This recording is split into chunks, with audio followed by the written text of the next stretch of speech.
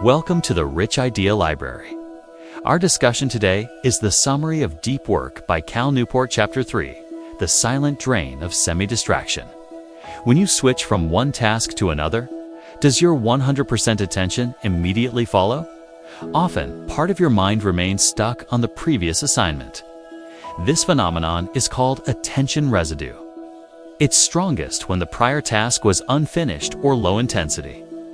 Even if you complete Task A before moving to Task B, a portion of your attention will temporarily linger on A. So what's wrong with just occasionally checking your email? Some might argue it's better than leaving it open constantly. Yet, it's hardly an improvement. Every time you dip into your inbox, you create a new target for your attention. If you can't complete that quick email check, or if it pulls you into another rabbit hole, you'll find yourself switching back to your original task with a part of your attention still elsewhere. Imagine a study conducted by researcher Sophie Leroy. She had two groups of participants work on word puzzles. One group was interrupted mid-puzzle and told to switch to an engaging new task, like assessing resumes for hiring decisions. The second group was allowed to finish their puzzles without interruption. Leroy's findings were stark. People experiencing attention residue after switching tasks are likely to demonstrate poor performance on that next task. And the more intense the residue, the worse the subsequent performance.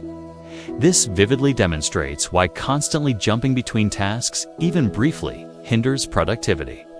It's why those who learn to work deeply, committing to single tasks for extended periods, consistently outperform others. Consider Adam Grant, who became the youngest full professor at Wharton. He achieved this remarkable success by consistently shutting himself off from the outside world to concentrate on writing. His behavior stands in stark contrast to being visibly busy, proving that deep, unbroken concentration fuels exceptional output. Now, not every role benefits from this type of work.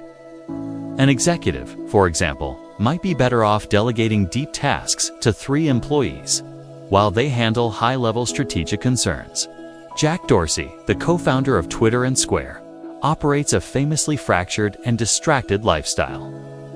Managing 2 demanding CEO roles with a tightly calibrated schedule, he succeeds not by engaging in deep work himself, but by effectively delegating tasks requiring depth to others, maintaining a weekly cadence for his organizations. Similarly, some salespeople must remain connected to seize opportunities and respond instantly to clients. However, don't be too quick to disregard deep focus from your own workflow. Experiment. Is constant connectivity truly as essential in your job as you believe? You might discover it's not worth dispersing your attention. Those emails can often wait. If you want optimum productivity, commit to working for long periods on a single task with full concentration and zero distraction. Work deeply. The 4 pillars of deep work, now that you understand the immense value of deep work. You might realize that knowing what it is the easy part. Doing it, that's the challenge. Humans are inherently terrible at multitasking because we're so easily distracted. But these 4 rules will guide you in incorporating deep work into your life. Work deeply, embrace boredom, quit social media, drain the shallows. Let's delve into each one. Rule 1. Work deeply. The sheer effort deep work requires makes many people avoid it. Given our distraction-saturated culture, deploying it becomes even harder. We have finite willpower, and as it gets depleted, we tend to slide back into easy, shallow work. Rule 2. Embrace boredom. Acute concentration is a skill that demands cultivation. Just as athletes meticulously care for their bodies outside of training sessions, you need to hone your concentration skills beyond your deep work periods. If you cave to distractions at the slightest hint of boredom, constantly checking your phone, for instance, it will become incredibly challenging to cultivate the intense focus needed for deep work. You need to train and retrain your brain for on-demand distraction resistance. If you find yourself repeatedly caught in a vicious cycle of distractions, even when you truly want to work deeply, it's time to embrace boredom. Stop yourself from checking notifications every time there's a beep. Train your ability to resist that urge. Rule 3. Quit social media. Social media platforms are prime examples of shallow living. They offer little tangible benefit in return for the vast amounts of time they consume. If you feel the urge to check your social media accounts every few minutes, it will become a significant barrier to deep work. Due to their addictive design, deep living and constant social media engagement simply don't mix. The author, Cal Newport, has personally never had a Facebook or Twitter account. He reflects that while he might have missed some minor conveniences, his decision has not noticeably impacted his thriving social life or career. This suggests that the perceived necessity of social media for connection is often overestimated when weighed against its cost to our ability to focus. Rule 4. Drain the shallows. Nicholas Carr's book, The Shallows, vividly illustrates the adverse effects of the internet on our mental life.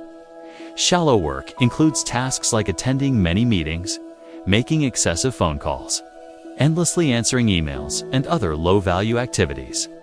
To work deeply, you must strategically eliminate or minimize these shallows. You need to create dedicated time for deep work and spend as little time as possible on shallow activities. The software company 37 Signals, now known as Basecamp, famously experimented with and then permanently adopted a 4-day workweek from May through October. Co-founder Jason Fried explained that employees accomplished the same amount of work, stating that fewer official working hours help squeeze the fat out of the typical workweek. Once everyone has less time to get their stuff done, they respect that time even more. People become stingy with their time, and that's a good thing. They don't waste it on things that just don't matter. This example powerfully demonstrates how strategically limiting time for shallow work can dramatically increase efficiency and focus on truly meaningful tasks.